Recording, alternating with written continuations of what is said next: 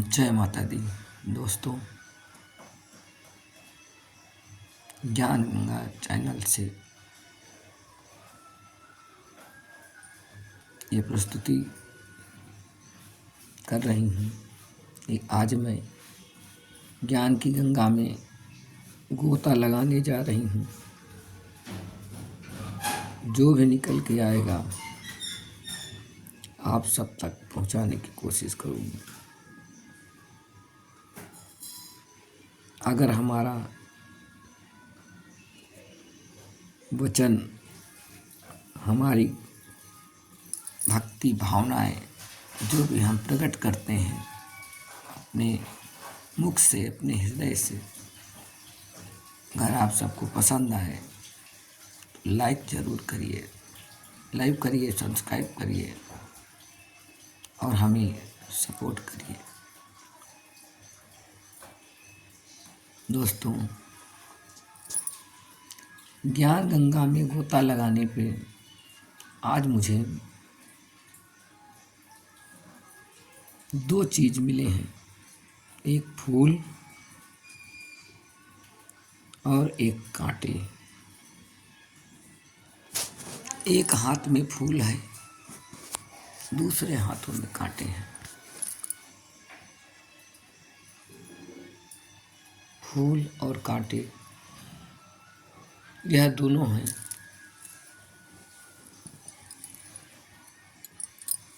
इंसान फूल को ही पसंद करता है, कांटे को कोई नहीं पसंद करता। क्या करता है कोई? कोई नहीं। क्षमा करिएगा, सर्दी की वजह से आज मेरा गला कुछ बैठा हुआ है। तो कांटे को ही नहीं पसंद करता, हर इंसान फूल को ही पसंद करते हैं। लेकिन ये हम सब के नसीब में फूल ही फूल तो नहीं होते हैं।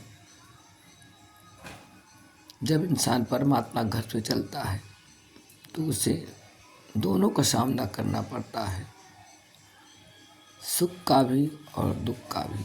फूल हमारा सुख है, दुख हमारे कांटे हैं। हम कांटों से कतराते हैं, हम फूलों से प्रेम करते हैं, लेकिन यह सुख दुख दोनों भाई हैं, दोनों एक साथ चलते हैं। तो हमारा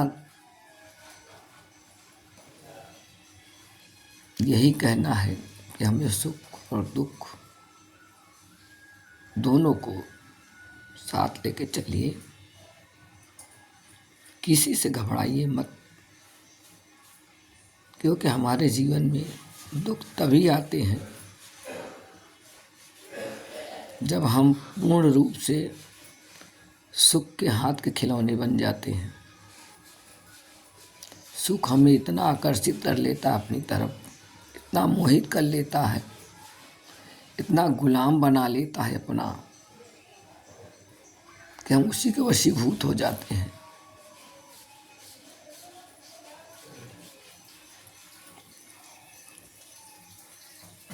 उसी वक्त दुख भी देख रहा होता है, मेरी बारी कब आएगी, वो आती भी है। तो इन सुख और दुख, फूल और कांटे दिन और रात की तरह हैं। तो मैं आज इतना बताना चाहती हूँ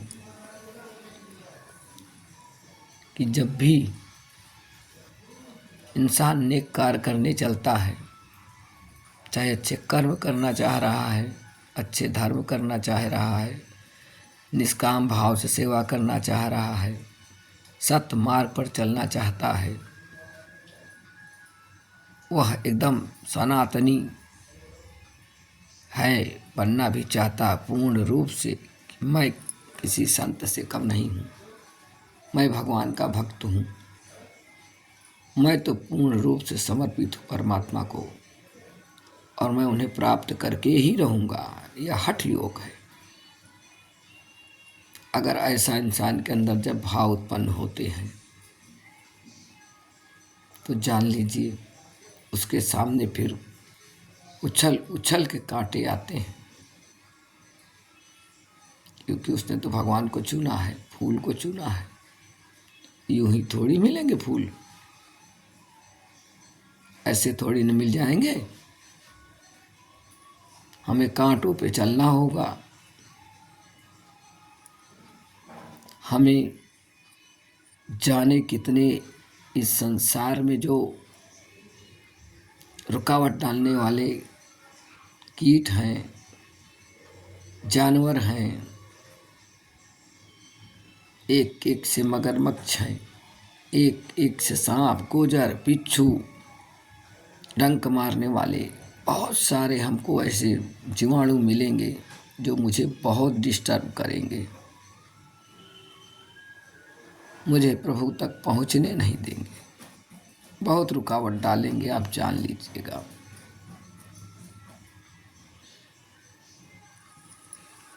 तो आप याद रखिए कि जब आपको दुख मिलना प्रारंभ हो जाए, आप भक्ति मार्ग पर हैं और दुख बढ़ता ही जा रहा है, तो आप अपनी भक्ति को और बढ़ा दीजिए,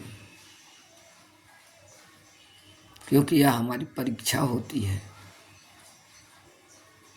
अगर इसमें इंसान फेल हो गया तो फिर ऊंचाई पे जाने के बाद भी नीचे गिरता है, बहुत बुरी दशा होती है।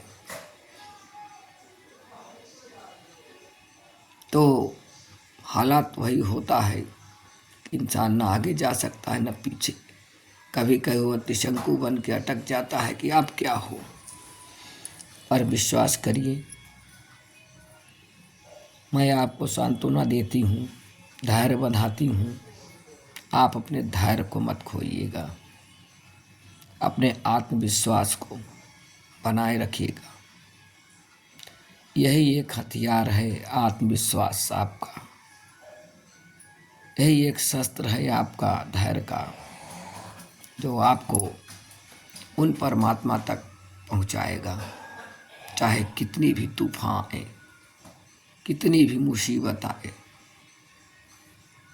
आपको हटना नहीं है। अपने धुन में रमता जो भी बहता पानी की तरह अपनी अंतरात्मा में प्रभु के प्रेम की नदियाँ को बहाते जाइए, जोत से जोत जगाते जाइए। जितने तूफान आए उतने और जोत जगाओ।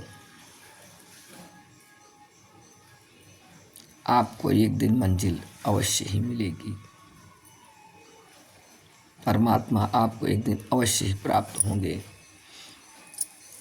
मैं एक छोटी सी कहानी सुनाऊंगी आपको। एक भक्त था, बहुत गरीब था। वह अपनी छोटी सी कुटिया में अपने प्रभु का भजन किया करता था। जो भी उसे समय मिलता था वो अपने प्रभु के भजन में लीन रहता था। उसे दुनियादारी से कोई मतलब नहीं है, कौन क्या करता है, कौन क्या नहीं करता है, इसी के लेने देने से कोई मतलब नहीं। निष्काम भाव से पूरे प्रेम के साथ वह ईश्वर के भजन में लगा रहता था। भगवान की प्रसन्नता थी उसके साथ, उसे बड़ा संतुष्टि थी कि चलिए कितना भी तूफान आए, आंधी आए, हमारे पास एक झुग्गी है, मैं अपनी झुग्गी में अपने जीवन को बिता लूँगा। परंतु एक शाम आंधी जी ने, तूफान जी ने बहुत भयंकर रूप धारण कर लिया। आंधी आई, तूफान आई, देखा आकाश की तरफ बादल घिर आए हैं। वह परेशान होने लगा, सोचा अब यहाँ से हट जाएं। देखा आकाश की तरफ, उसे लगा मौसम कुछ अच्छा हो रहा है, क्यों न झुग्गी से हट के किसी पेड़ के पास जा कर के बैठ जाएं हम। और वहाँ वो अपने ध्यान मग्न में लग गया, भगवान को ध्यान करने लगा। वो अपने ध्यान में लीन हो गया। इधर आंधी आई, तूफान आया, बादल गरजे, बिजली तड़की, और हुआ भी वही बिजली गिरी, उसी के झुग्गी पर गिरी, बिजली उसी के झुग्गी पर गिरी, उसकी झुग्गी जल के भस्म हो गई। उसने सोचा इतना बड़ा तूफान आया था, अब तो मेरी झुग्गी जल के भस्म हो गई होती। चलो यहाँ तो चलते हैं, अब क्या करेंगे, देखते हैं कहीं और। तभी कुछ गांव वाले आए, बोले चलिए अपने घर, यहाँ कब तक बैठे रहेंगे, क्यों भटक रहे हैं इधर उधर। कहें कौन सा घर, मेरा तो जल के खाक हो गया, इधर चल के देखिए। तो वही गांव वाले जो उससे ईर्ष्या रखते थे, ये जाने कहाँ से एक दलिद्र आकर के कुटिया बना के ऐसी बस्ती में रहने लगा कि हमारे गांव की शोभा बिगड़ रही है। उन्हीं के अंदर इतना दया, इतना प्रेम जागा कि उन्हीं लोगों ने मिल कर के फर्स्ट क्लास उसकी झोपड़ी बना दिया, उसे पता भी नहीं चला। वो लेके गया अपनी झुग्गी में गया, देखा फर्स्ट क्लास उसकी झुग्गी बनी है, खुश हुआ, परमात्मा का शुक्रिया अदा किया। तो जानते हैं, अगर उसकी झुग्गी न जलती तो नया उसे नहीं मिलता। तो हमारे कुछ कर्म होते हैं, प्रारब्ध के किए हुए कर्म, जो हमें कांटे की तरह मिलते हैं, और जो शुभ कर्म हमारे होते हैं सो फूल बन के हम मिलते हैं, जो हमें परमात्मा से एकाग्र करते हैं। तो इसलिए हिम्मत मत हारिए, धैर्य के साथ भक्ति मार्ग पर चलते जाइए, सफलता अवश्य मिलेगी।